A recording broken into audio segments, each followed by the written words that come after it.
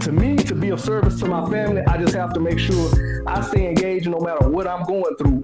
It's still one of the things we were taught growing up, especially from my father, is that you still have to be that leaning post. Even when, I might not have everything in me that day to be strong, I still have to make sure they're good, because ultimately, when they're good, I'm good. If they're broken, I'm in shambles. So I need to operate at a level where I can at least maintain them and help them going through whatever they're going through, because I've always been a selfless person. It's never been nothing I do, I try to make it about me.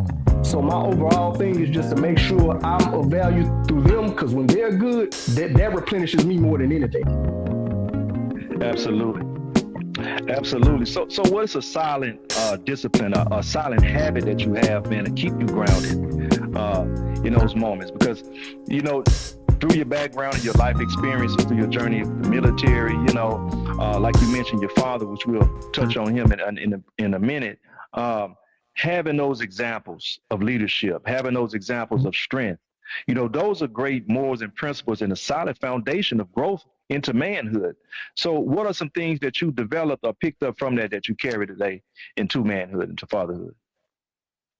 The number one thing, like you said, we'll get on to my father a little later in the interview, but the number one thing that I've learned from him before I even left to go to the military, because he also was a Vietnam vet. So I was primed, even without knowing it, for military discipline and stuff moving forward in my life without even knowing it. But the number one thing I've learned to him is like I said, my selflessness, being a servant unto others, and respect.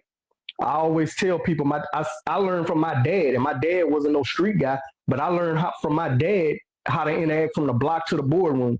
And when I say interact, all of his partners, these weren't no Bible toting dudes. It wasn't like my uncle, difference maker daddy, and my uncles on my mom and them side, like them was gangsters. Like them wasn't no dudes you play with. But he had friends, like we'd be riding home football practice or something. He see his partners under the tree or something. They might be drinking.